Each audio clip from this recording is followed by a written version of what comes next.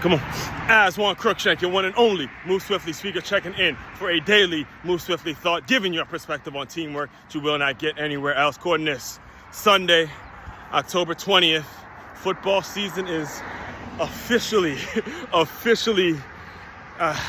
gonna dominate a lot of these thoughts, because that's, again, that's who I am. That's what I'm about. I learned the business through my time as a player, coach, scout.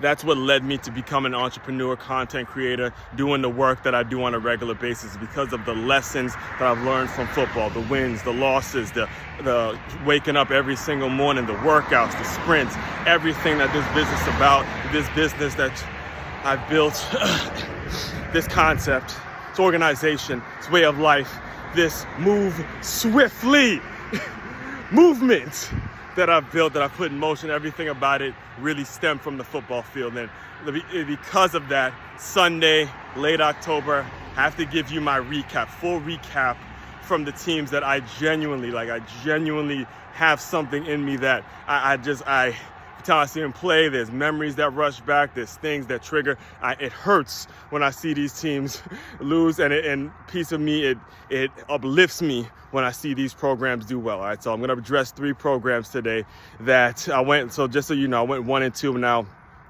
The Commanders, they play today, and we'll see how they do. But again, that's NFL, that's the business side. When it comes to football, genuine, pure game of football, it's all, youth, high school, college level stuff.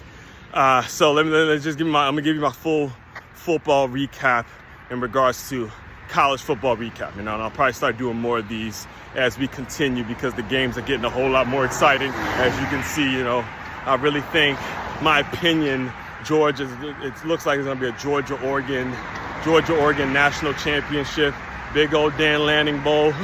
Dan Lanning, former coach for UGA at Oregon. Looks like it's going to be him taking on his former team, the Georgia Bulldogs, for the Natty. That's just my personal opinion. But again, you just never know, given the way it's all turning out and just how exciting it is. It's an exciting time for me, right?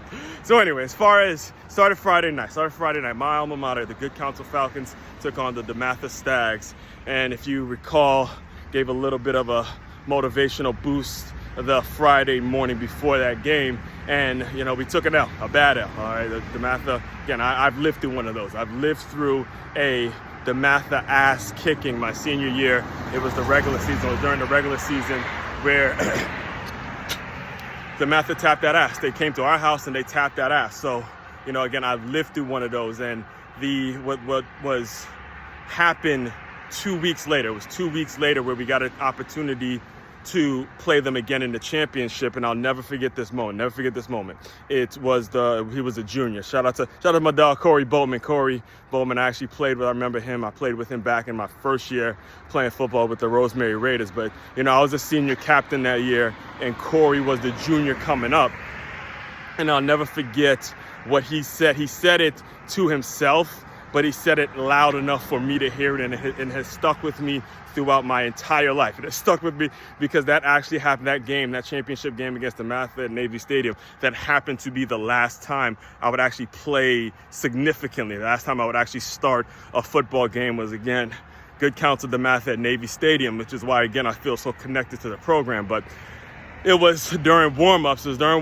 Where it's time to play DeMatha again. And again, this was the year they beat our ass just in the regular season. So we're warming up. It's like high knees, let's go, clap. And then as soon as it's time for me and Corey to go, he goes, "It's time for some get back. It's time for some get back." And that's really the message I have for good Counsel right now. It's, you need those juniors, you need those sophomores, you need those young guys coming up that have said, all right, look, hey, we took our ass kicking. It happens. We knew, hey, it's just a regular season, but now it's time for some get back. And go win your WCAC championship, because absolutely nobody is expecting it. So go get your get back, all right? So that's game 1. So I took an L there. Next game, I got to address Stony Brook Seawolves. How about the Stony Brook Seawolves? Shout out to Coach Billy Kosh. You got to understand, all right? This is a big deal. They hung 50 piece. They hung a 50 piece on the Towson Tigers, all right? And this is actually, I know, again, it doesn't make national news because we're an FCS program and all that. But I played for Stony Brook, and it's really, I'm more Big South Stony Brook, and we were excited, winning games and winning the Big South and all that, and to know a program that went 0-10, we went 0-10 a year ago, and to come back this year, putting up some dubs out here. I see you, Coach Koch, and I know how rewarding that one had to feel. I felt rewarding. It was rewarding for me just watching it from a distance, knowing that, again, the coach is from Maryland, and then he goes to Maryland, wins a game, me being one of the few DMV guys that actually played at Stony Brook. There isn't a whole lot of DMV guys that actually played for Stony Brook. So that win, the ripple effect for that win was felt for anybody that's from Maryland that still keeps up with the program and all that. And hit me up, man. Hit me up. I'm in Palm Beach, Florida now. So Coach Hatch, whoever, hit me up. I'm gonna set y'all. We're gonna set y'all up here, set y'all up good out here in South Florida. Again, got some dogs out here. Just let me know where I need to be and all that kind of stuff. And we're gonna get this thing right. We're gonna get this thing right. At some point, we got to get Stony Brook a CAA championship. At some point, not saying it's gonna happen this year, but at some point during Coach Koch's tenure, we'll see I believe we will see a CAA championship for the Stony Brook Seawolves. Mark it, book it. You can quote me on that one. Now, I got to talk about it. I have to talk about it. I have to talk about the Michigan Wolverines. I don't have time to really give my full thoughts on my Michigan Wolverines, but I have to address it because I was talking a whole lot of noise a year ago. I was feeling real good the past 3 years. It felt really fucking good to be a Michigan fan. It felt great to be a Michigan.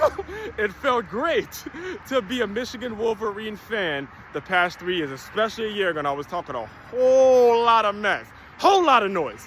This sucked. This fucking, I don't have, again, I'll have a whole video tomorrow reacting to the pathetic performance that my Michigan Wolverines put on. However, on a quick note, just to kind of summarize everything, Khalil Mullings is a linebacker. That's your biggest offensive threat right now, is Khalil Mullings, who is he's a linebacker. And then you have one offensive threat, and it's clear to anybody that knows just anything about football, all you're doing offensively, this is why it's so bad offensively, is all you are literally doing is you're looking at one tight end and you're giving the ball to one fucking running back, and you have no threat offensively, no creativity, no, let me figure it, maybe we'll try the wildcat, maybe you'll do something creatively offensively to give your defense, all right, something to work with, all right? Now, I'm not going to shit on the defense too much because I watched the entire game. I felt like the defense actually nutted up when they needed to nut up. They held them to field goals at certain times. If it wasn't for the defense, that game would have been over before the first half ended. But the defense, for the most part, they kept them in the game. Offensively, it was a fucking shit show. And it's disappointing to know. The reason I'm so annoyed with it is because the head coach is an offensive guy. If anything, the weakness of the team should be on the defensive side of the football. I don't get how you can have an offensive head coach, a guy that came from as an offensive coordinator to become the head coach, and you have this kind of effort offensively. That's just bad, man. That's just bad. And I'm not, again, like I was telling you, I'm not ready to just throw Jaden Daniels in and say, okay, yeah, he's going to be the savior of the program. No, I'm not ready to do that yet. But offensively, there needs to be changes. There needs to be something done offensively, personnel changes offensively. All right. So like I said, I'll have more on this tomorrow when I do a full video just reacting to the Michigan Wolverines, their drop off from a year ago, and that'll be tomorrow's kickoff question. So look out for that. Main website to check out to dive deeper into all my work, it's makeyourmove.com. That's MakeYamove.com. One-stop shop for your teamwork and your self-development needs. As one, Crookshank, your one and only Move Swiftly speaker. Checking out. You guys continue to move swiftly. We will talk more soon.